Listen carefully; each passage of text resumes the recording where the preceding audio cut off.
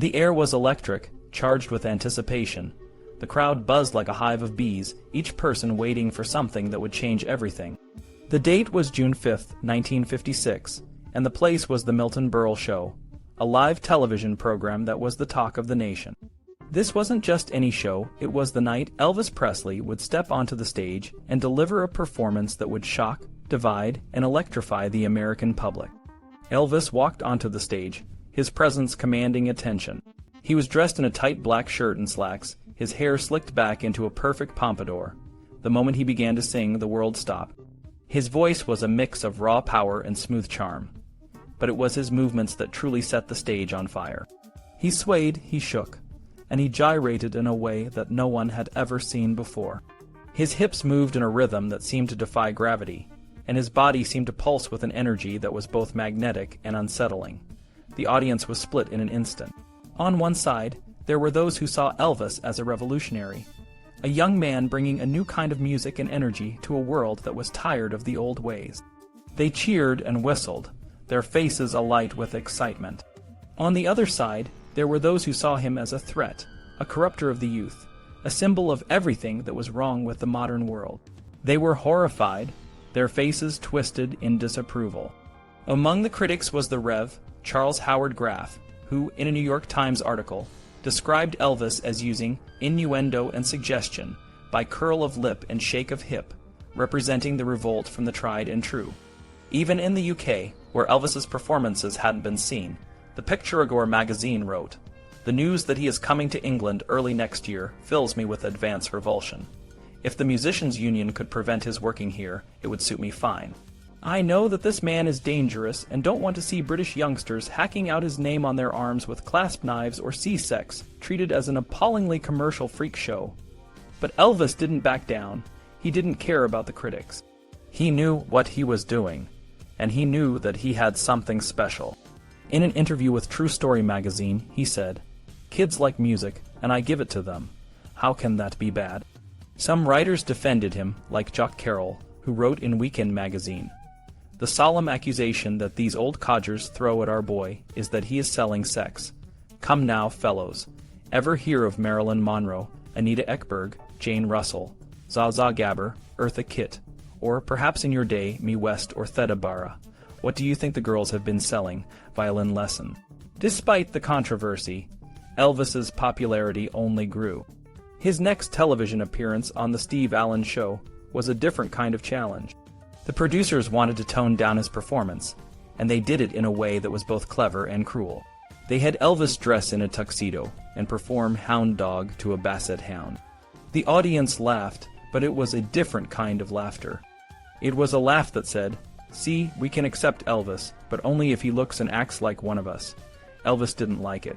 He felt like he was being made fun of, and he vowed never to perform in such a restrained way again. But the show was a ratings hit, and it only proved that Elvis was too big to ignore. The next day, he hit the studio to record Hound Dog and Don't Be Cruel. The sessions were intense, with Elvis going through 31 takes before he was satisfied. Hound Dog was a roar of defiance, a song that said, "I am who I am and I won't be silenced." Don't Be Cruel, on the other hand, was a softer, more romantic side of Elvis, a side that showed he could be more than just a rebellious icon. The world was changing, and Elvis was at the center of it all. His music, his style, and his presence were reshaping the cultural landscape. Whether people loved him or hated him, they couldn't ignore him.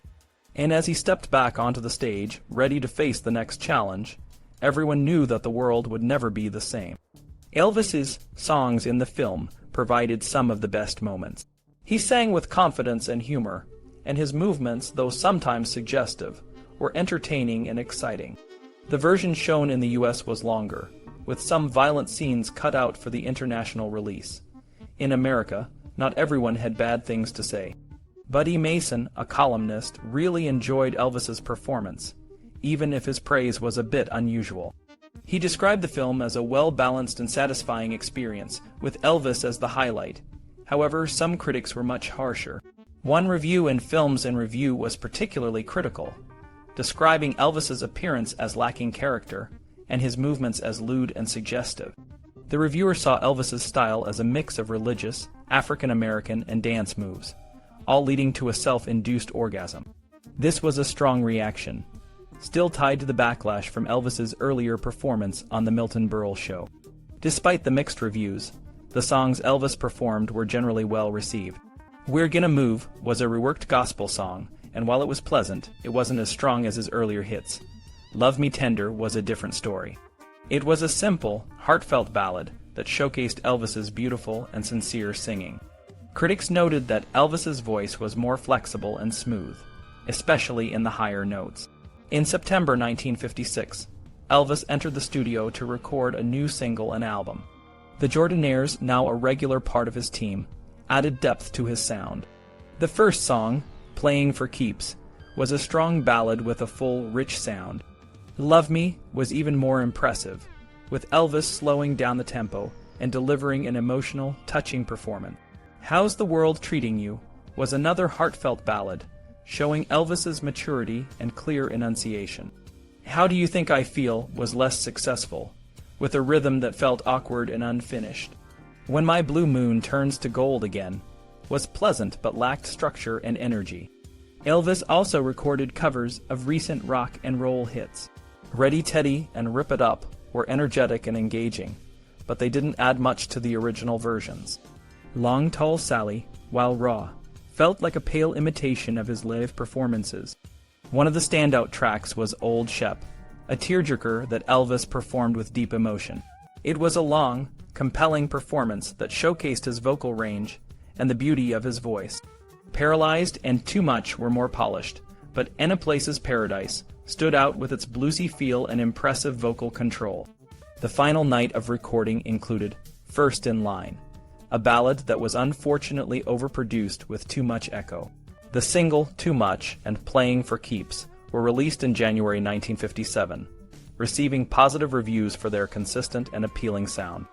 Elvis's second album, simply titled Elvis, featured the remaining tracks from this session.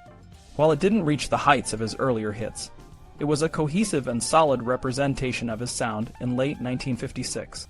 The album captured Elvis's versatility, from heartfelt ballads to lively rock and roll, even if it couldn't fully replicate the energy of his live shows. Elvis Presley was making waves, and not everyone was happy about it. In January 1957, John S. Wilson of the New York Times praised Elvis's new album, saying that songs like So Glad You're Mine and Any Place's Paradise were strong examples of country blues. Wilson also noted that Elvis had improved his diction and voice control, suggesting that Elvis had a bright future ahead. Billboard magazine echoed this enthusiasm, predicting that the new album would be another hit, with songs like Rip It Up and When My Blue Moon Turns to Gold Again sure to delight fans. Elvis's TV appearances in 1956 were pivotal. His first appearance on The Ed Sullivan Show, hosted by Charles Laughton because Sullivan was recovering from a car accident, was a major event. Elvis performed 4 songs, including Hound Dog and Love Me Tender, and his performance was smooth and confident. Despite the criticism he had faced for his energetic dance moves, Elvis kept them under control during this show. Some critics, however, like Jack Good, remained unimpressed, dismissing Elvis's performance as an assault on the American ear. For his second appearance on The Ed Sullivan Show in October, Elvis seemed more relaxed. He even laughed along with the audience during Don't Be Cruel, and changed some lyrics in Love Me Tender. He continued to promote songs from his second album, like Ready Teddy, and the show went smoothly.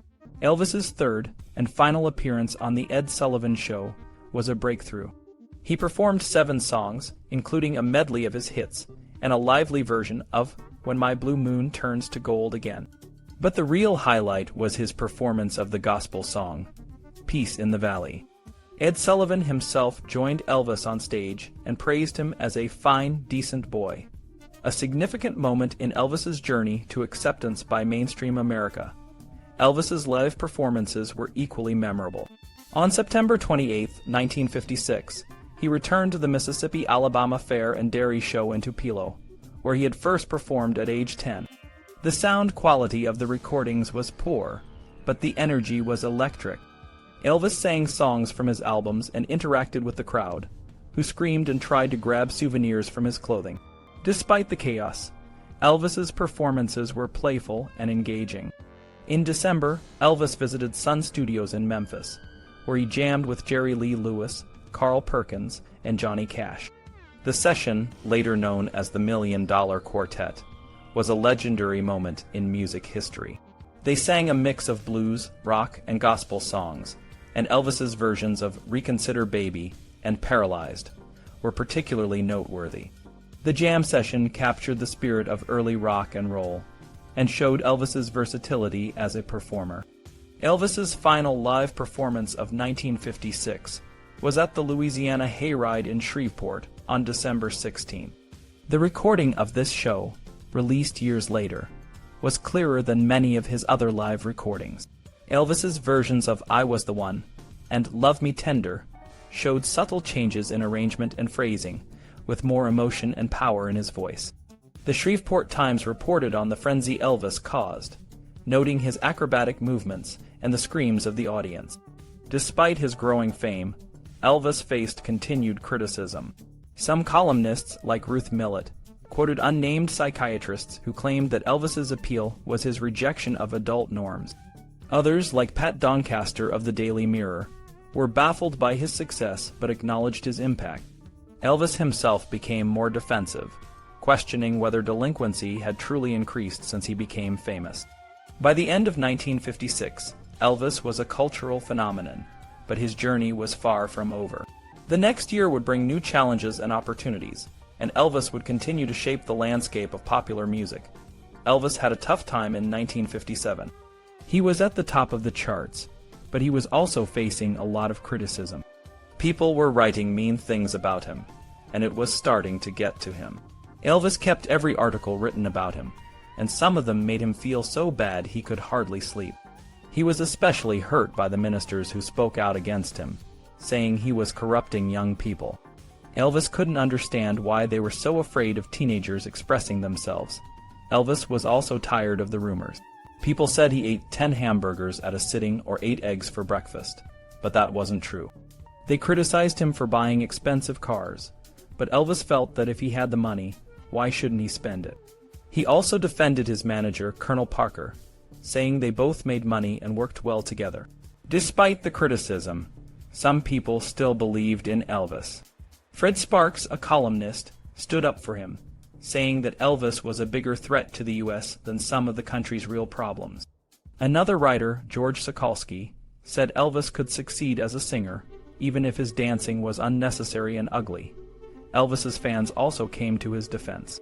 They sent angry letters to critics who said bad things about him. One fan even threatened to horsewhip a columnist who criticized Elvis. The editor of Rave magazine called Elvis fans knuckleheads, which didn't help the situation. In early 1957, Elvis got to record some gospel songs, something he really wanted to do. He started with I Believe, but it had some mistakes and wasn't his best performance. The next song, Peace in the Valley, was much better. Elvis had performed it live before, and by the time he recorded it, his voice was more mature and powerful. It was a beautiful, moving performance that showed a different side of Elvis.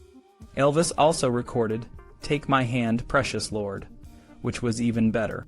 His voice was so powerful and emotional that it felt like he was bearing his soul. This song was a far cry from the rock and roll he was known for, and it proved that Elvis was a versatile singer. Elvis tried to record Tell Me Why, but it was put aside because the melody was too similar to a hymn. He also recorded That's When Your Heartaches Begin, but it still sounded a lot like the Ink Spots version, even though his vocal was much better than in 1953. Elvis and his band also recorded some upbeat songs, but not all of them worked out. I Beg of You was one of these. Elvis tried it a few different ways, but he wasn't happy with it and set it aside for later. Despite all the criticism and pressure, Elvis was still at the top of his game. His music was changing, and he was showing the world that he could do more than just rock and roll. 1957 was a year of highs and lows, but it was clear that Elvis was here to stay. Elvis's second movie, Loving You, brought some exciting new songs to the big screen. One of these was Mean Woman Blues. This song is pure Elvis, a high-energy rock and roll track that follows the classic 12-bar blues pattern. Elvis's vocals are on fire, and his band plays with incredible energy. The song fits Elvis perfectly, and it gives the band a chance to show off during the instrumental breaks. On the other hand, Got a Lot of Livin' to Do wasn't as successful. As 1957 went on, Elvis started using more vocal mannerisms, like the hiccuping sound he used in earlier songs like Baby Let's Play House. In Got a Lot of Livin' to Do, these mannerisms get out of control, making the song sound more like a parody of Elvis than the real deal. The song starts with a powerful intro that reminds you of Jerry Lee Lewis, but Elvis's hiccuping and sputtering through the choruses makes the lyrics hard to understand. Critics had already been complaining about Elvis's diction, and this song seemed to make things worse.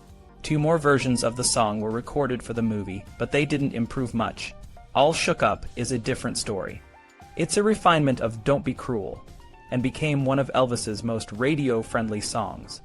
From the first note, you know it's Elvis. The song is effortless, with Elvis's smooth voice and a catchy, upbeat melody. Critics weren't entirely convinced, though. Variety said Elvis had gone from the sensational to the merely terrific, but they admitted that the song was a surefire hit when paired with That's When Your Heartaches Begin. Just a few days after recording All Shook Up, Elvis was back in the studio to record the soundtrack for Loving You.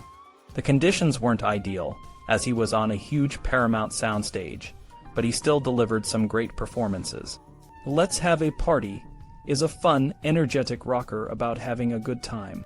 Elvis gives a terrific performance, but the song is too short at just 90 seconds, which is probably why it wasn't released as a single in the US. However, it did well in the UK, reaching number 2 on the charts. A shorter version was also recorded for the movie, and released years later. Hot Dog is another short song, just 72 seconds long. It's a blend of Elvis's harder rock and roll sound and his early Sun Records style. Unfortunately, it's over too quickly, and a longer version might have been better for a single release. Lonesome Cowboy is a more substantial song with a dramatic opening and a Western theme. It's like a precursor to the opening credits of Flaming Star. The arrangement is full and powerful, and it showcases Elvis's growing skill with ballads. The song also hints at Elvis's love for the theatrical and dramatic. Teddy Bear became one of Elvis's biggest hits, but it hasn't aged well. The lyrics are a bit silly, and Elvis's vocal mannerisms, especially the hup sound, don't help. Despite this, Elvis performed the song often in his later concerts, though not always with much enthusiasm. During these sessions, Elvis also recorded multiple versions of Loving You, the title song of the movie. The farm version is particularly charming, with Elvis singing in a simple, plaintive style accompanied by a harmonica. This version works better than the more produced one that was released as a B-side.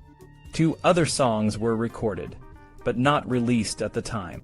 One Night, later known as One Night of Sin, had to be rewritten because the original lyrics were considered too risque. The version that became a hit a couple of weeks later is much better.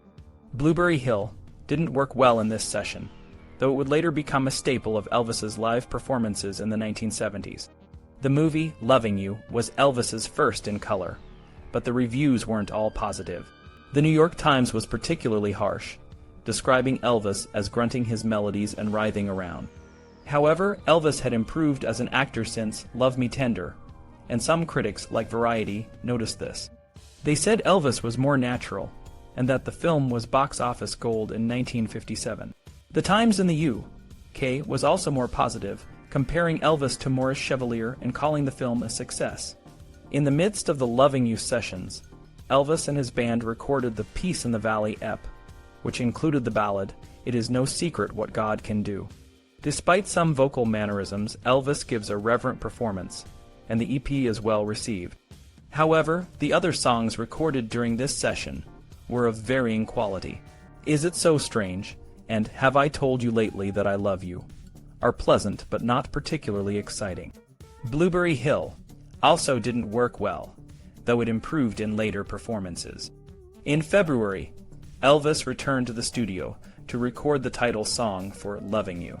He started with Don't Leave Me Now, a ballad that took 29 takes to complete. It's a good song, but not particularly remarkable. I Beg of You was even more problematic, taking 34 takes to get an ineffective master. The song feels like a weak attempt to repeat the success of Don't Be Cruel. Finally, One Night was a scorching blues belter that sounds like a different singer compared to the other songs from this session. It's energetic and raw, with Elvis encouraging his band during the recording.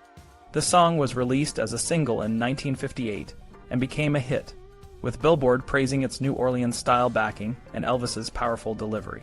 These sessions were a mix of highs and lows, but they showed Elvis's growing versatility and the evolving sound of his music. Elvis's journey in 1957 was a mix of highs and lows, both in the studio and on the stage. It was a year that saw him evolve as an artist, but also grapple with the pressures of fame and the expectations of his fans. In 2005, Will Friedwald wrote that Elvis comes out of a very clear tradition of great male singers of the Great American Songbook, especially Bing Crosby, Al Jolson, Billy Eckstine, Dean Martin, and to an extent Frank Sinatra. This was evident from the very beginning, even in those first demos he recorded at Sun in 1953.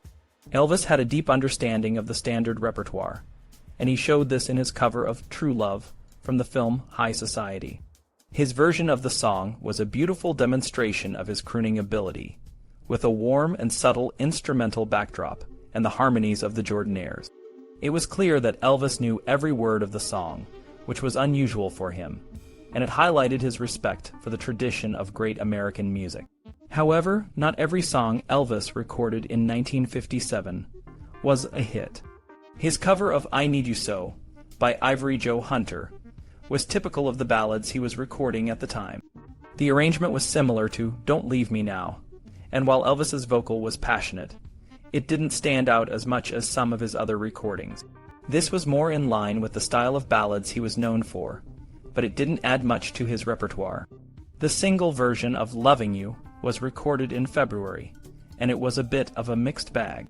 Despite being the title song of his second film, it was released as a B-side, with Teddy Bear taking the aside spot.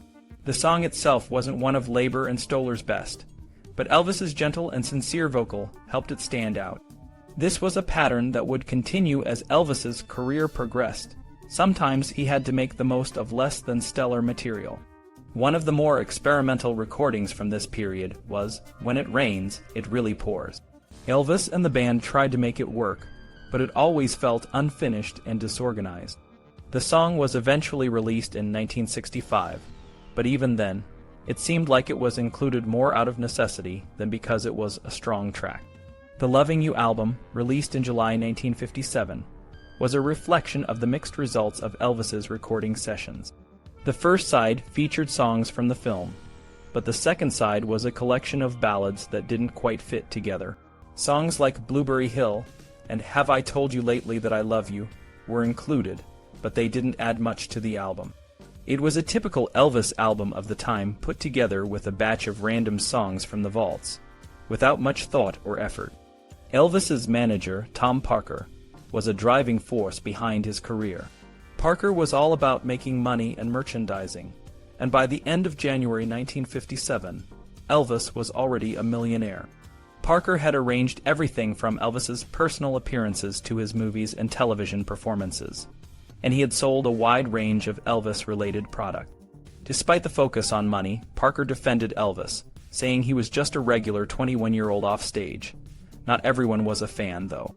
Some college students even burned Elvis records at a charity auction, and there were reports that his popularity was waning. One bizarre article even suggested that homosexuals hated Elvis because of his stage performances. The article was so strange that the magazine's editor distanced himself from it, but it showed the kind of wild claims that were being made about Elvis. Despite these negative stories, Elvis's fans were quick to defend him. When a poll suggested that his popularity was declining, fans wrote letters to newspapers to support their idol. The reality was that Elvis was still a major star, and his concerts continued to draw huge crowds. In April and May, Elvis returned to the studio to record songs for Jailhouse Rock. The title track is one of his most iconic recordings, with its memorable opening and Elvis's energetic vocal. The song was a standout, and the movie's production number became one of his greatest moments on screen. Young and beautiful, was a different kind of song, with a more restrained and exposed vocal.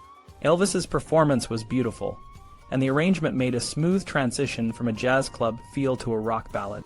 I Want to Be Free was another ballad that showed Elvis's vocal mannerisms with his intentional breaking up of words. It was an odd choice, but it worked well.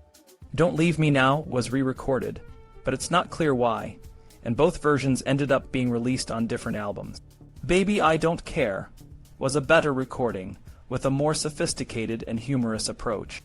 Elvis played the throbbing bass guitar that opens the song, showing his versatility as a musician. His vocals were bubbly and energetic, making it a standout track. Overall, 1957 was a year of growth and challenges for Elvis. He was still a major star, but he was also starting to face the pressures of a rapidly changing music industry. Despite the ups and downs, Elvis continued to push himself as an artist, and his recordings from this period remain some of his most memorable. Elvis recorded Treat Me Nice during the same session as the other songs for the film Jailhouse Rock. However, he felt the film version lacked something, so he came back to record a different version for a record release. This version became the B-side to Jailhouse Rock, which was a massive hit. The new version of Treat Me Nice had a cleaner sound, and Elvis's vocal was more relaxed and confident. Jailhouse Rock was a big step forward for Elvis. The movie had a solid script and great songs, and Elvis seemed more comfortable and natural on screen. Despite some clichés, the film was a hit and remains one of Elvis's most famous. However, the reviews were mixed. The New York Times admitted that Elvis's singing was understandable this time, but the review was mostly negative. Harrison's reports was more positive, noting that Elvis was improving as an actor. The Times in the UK also had some praise, saying that Elvis's music had melody and that he came alive when singing, even if his performance was still a bit spasmodic, but not everyone was impressed. Donald Zeck from the Daily Mirror called Jailhouse Rock a dreadful film with a muddy brew of delinquency, cheap sentiment, bad taste, and violence. The Guardian wondered if the film's violence and unlikable hero were intentionally designed to appeal to Elvis's fans. In 1957, Elvis was also the subject of some bizarre and controversial articles. One article in True Strange magazine suggested that Elvis's name was an anagram of devil, and that his music was having a destructive effect on his listeners. Another article by Rev. Candy Risenhoover in Rave magazine claimed that Elvis's actions were sinful and that he was inspired by the devil. Despite these attacks, Elvis had supporters like Johnny Ray, who defended him against the criticism. Elvis's next recording session in September 1957 was primarily for a Christmas album. He was less enthusiastic about the holiday songs, but was eager to record two Labor and Stoller songs, Treat Me Nice and Don't. The new version of Treat Me Nice was a big improvement over the film version, with a smoother sound and a more relaxed Elvis. Don't was a standout ballad, showcasing Elvis's growth as an artist. He also recorded My Wish Came True, a song he worked hard on but never quite felt satisfied with. For the Christmas album, Elvis recorded classics like Blue Christmas, Here Comes Santa Claus, Silent Night, O Little Town of Bethlehem, I'll Be Home for Christmas, Santa Bring My Baby Back to Me, and Santa Claus is Back in Town. Each song had its own unique flavor, from the bluesy Santa Claus is Back in Town to the tender White Christmas. The latter caused controversy when Irving Berlin, who wrote the song, reportedly demanded that radio stations stop playing Elvis's version because he felt it was too different from the original. Despite the mixed reviews and controversies, Elvis's music continued to captivate his fans and push the boundaries of what was acceptable in mainstream entertainment. His ability to blend different genres and his growing confidence as a performer made him a force to be reckoned with. Elvis 1957 was a year of both controversy and triumph. His Christmas album, which became a classic, wasn't always seen that way. Critics and radio stations had mixed reactions. Some found it too reverent, others too irreverent. Despite the backlash, the album has stood the test of time, and is now considered one of the best Christmas albums ever made. The story of Irving Berlin supposedly hating Elvis' version of White Christmas is likely a myth, but it adds to the legend. Elvis' live performances that year were equally memorable. He toured the US and Canada, drawing huge crowds and criticism. Some people saw his shows as a thrilling experience, while others thought they were dangerous and inappropriate. The police even asked him to tone it down in some cities. One of his shows even led to a domestic dispute, with a husband stabbing his wife over a joke about Elvis. Elvis' next film, King Creole, marked a significant step in his career. Directed by the experienced Michael Curtiz, the film challenged Elvis both musically and dramatically. He had to blend rock and roll with New Orleans jazz, a style he wasn't familiar with. But Elvis rose to the challenge, delivering some of his best performances. Songs like Hard-Headed Woman, Trouble, and New Orleans showcased his versatility and growth as an artist. The soundtrack to King Creole is a testament to Elvis' musical range. From the driving rock and roll of Hard-Headed Woman to the more laid-back Lover Doll, each song highlights different aspects of his talent. Dixieland Rock and Crawfish stand out for their unique blend of genres and Elvis' energetic delivery. Even the ballads like Don't Ask Me Why and As Long As I Have You show how he could convey emotion with his voice. The title track, King Creole, is a standout. It's a song that lets Elvis fully express himself, moving from a deep, soulful voice to a more vibrant, lively one. The arrangement is simpler than some of the other tracks, but it allows Elvis to take center stage. By the end of 1957, Elvis had proven that he could handle any musical style and captivate audiences in any setting. His performances and recordings continue to influence and inspire music lovers around the world. Even with the controversy and mixed reactions, Elvis' impact on music and pop culture was undeniable. His journey from a young singer from Memphis to a global icon was just beginning, and the best was yet to come.